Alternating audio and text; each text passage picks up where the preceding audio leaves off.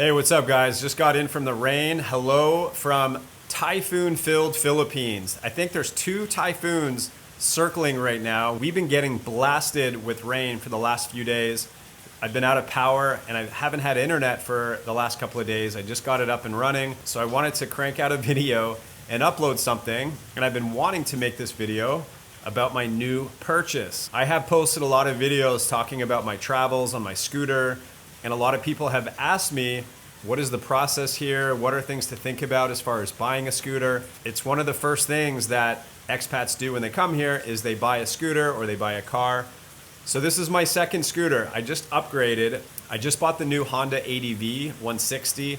For me, the main motivation was suspension. I've talked about my bad back on this channel a few times, and that was the main thing, is I needed something a little bit more cushy on the tushy for riding around some of the bumpy roads here in the Philippines. If you buy something like a Honda Click or Suzuki Bergman or any of those kind of smaller 125s, you can only expect so much from those, and the upgrade to the ADV definitely makes a huge difference. And now that I bought it, I am so psyched about it because the suspension, check, but the all-around ride, the performance, the handling, it looks cooler. I mean, all around, pretty excited about the purchase for sure. But if you're coming here and you're thinking about buying a scooter, to each their own. You definitely don't have to buy an ADV or something equivalent like the Yamaha NMAX, something like that. The 125s are great. I rode mine like everywhere. I was all over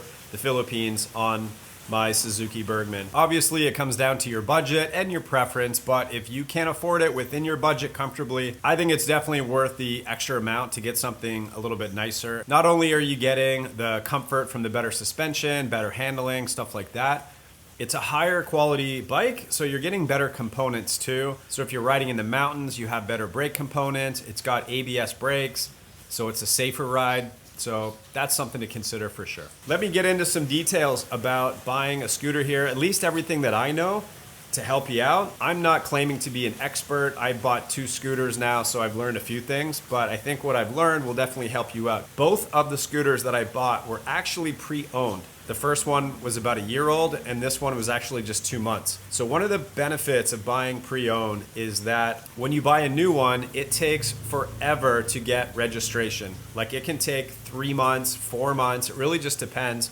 Some people get it sooner, and I think if you buy in like Cebu City or Manila, I've heard you can get it back quicker. But here in the Dumaguete area, I went to many places and they all say the same thing. 2 months if you're lucky, most likely 3 months, can be longer. So I didn't want to wait that long. Sometimes you can find on Marketplace a bike that is virtually new. What happens here often in the Philippines is someone buys a scooter or buys whatever, and they realize they shouldn't have bought it. They're going to need the money for something else. There's a handful of reasons why people make purchases that they can't see through, and they owe payments on it and they just can't keep up with it. And sometimes it happens right away. Like, it happens within a month or two and they need to get rid of it. And this is my second time that I met someone. They play the role of buying and selling, and they usually have contacts with the dealers and things like that. And they have the money, the capital to buy that bike off that person, so he is free of any of those concerns, and then he turns around, sells it, makes a profit. So that's basically what I did. Things to consider with that though, you really want to make sure the person you're buying from is reputable. You want to make sure you have a good feeling about it. In this case, this gentleman lives here full time. He actually knows a lot of people in the area. He knows a bunch of other foreigners in the area. He has sold bikes to other foreigners, some of which I knew. He's on Facebook. He has a family. You know, if you do your due diligence and you meet the person and things start to feel right, and the whole story of this guy or girl kind of makes sense, and they've been doing it for a while, that's when you can probably feel comfortable making a purchase like this. Sometimes there are shady kind of people that are, you know, selling repos and You know, they're not going to help you along the way. You don't necessarily know what you're getting into with the scooter, what it's been through. Someone like that could easily just lie to you and tell you whatever they think you want to hear in order to unload the bike. Another thing that someone shady versus someone good. So if you are buying a repo and you're buying it from that person who bought it off that guy and is now flipping it, chances are the ownership is in the old person's name, and they will have to have open deeds of sale. They're going to have copies of the person's like passport, driver's license, whatever. They're going to have that person's signature on the deed of sale. And you have to take the deed of sale with copies over to a lawyer, a notary, to notarize it. And not every lawyer will notarize it if the original owner is not there with you. So some will, some won't. If you're buying it from a reputable person that's doing it all the time, they probably have a lawyer that they work with for these things. And I highly recommend you make sure that you talk to that lawyer or notary and make sure that they will notarize the deed of sale without that person there. This is where it should piece together properly for you and it should make sense. If it feels weird or sketchy, just avoid a purchase from that kind of person. That's really the point that I'm trying to make. But there's certain things that you need. Let me mention too the ORCR. If you're buying a used bike, there's a lot to think about here. If you're buying a used bike, you really should have the original, like non-photocopied registration, the ORCR. Hopefully this gives you a better idea of some things to think about as far as buying a used scooter versus buying a new scooter. If you buy a new scooter, you just have to wait. You don't have to worry. It's obviously legit. You buy it from the dealership. You go to Honda, you buy it.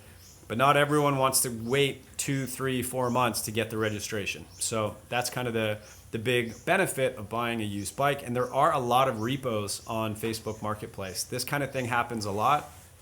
And if you find the right person that does it, you can walk away with a discounted bike. Even though it's only 2 months old, chances are the price now has dropped a decent amount. So you're going to save a few, and not having to wait that long for registration is a pretty big perk to buying this way. Oh, I forgot to mention one thing that would go in this section of the video. So I'm kind of referring to buying a repo, or where you're buying from someone that's flipping the bike.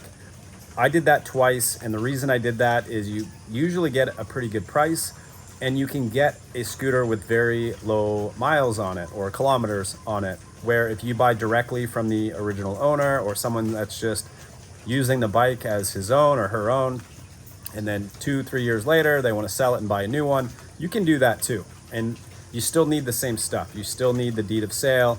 You need all of that. The only difference would be when you do the deed of sale, you have the actual owner right there. That's who you're buying from, and you can go to the notary together or whatever. When you buy a repo or you're buying from a flipper, they have the information of the original owner, and they're sort of acting as the middleman, and you have to be a little more extra careful with that. That's the only difference when you do it that way. But I really wanted a virtually new scooter, and in that case, most people are not selling their scooter after 2 months. It's kind of a unique circumstance, and you usually get it from a flipper or a repossession type of situation when you're getting a scooter like that. Couple more things to think about when you're buying a scooter.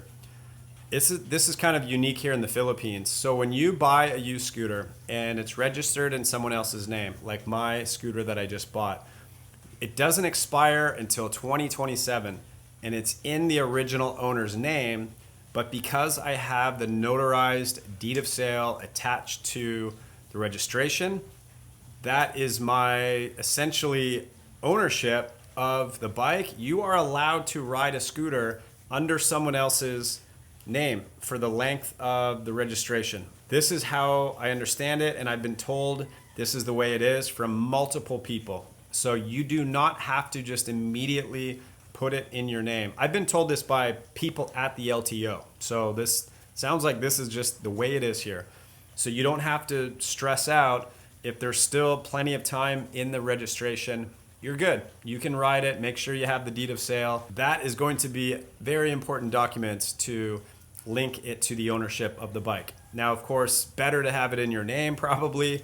So then at that point, you have to go through a bit of a process to transfer ownership into your name. The best way for you guys to approach this is go to the LTO. They will give you a checklist of everything that you need, and you just start working your way through the checklist. One of the things that you'll have to do is go and get a police clearance. They'll check it out, make sure it's not a stolen bike. You'll have to do something with emissions. They'll do a little quick test. They don't even really do that much, but that's one of the things on the list, and a few other things. And then you have to wait, and eventually you will get the documents, everything redone in your name, and then you're good to go. Oh, almost forgot. I might as well mention driver's license. That's going to be something you will need to look into. If you've been here for over 90 days, technically you are supposed to have a Philippines driver's license at that point. I've heard mixed things on how strict they are with that, but if you do run into the wrong police person or highway patrol person, it could mean like impounding your bike. So when you come here, you're good to go with your whatever driver's license you have.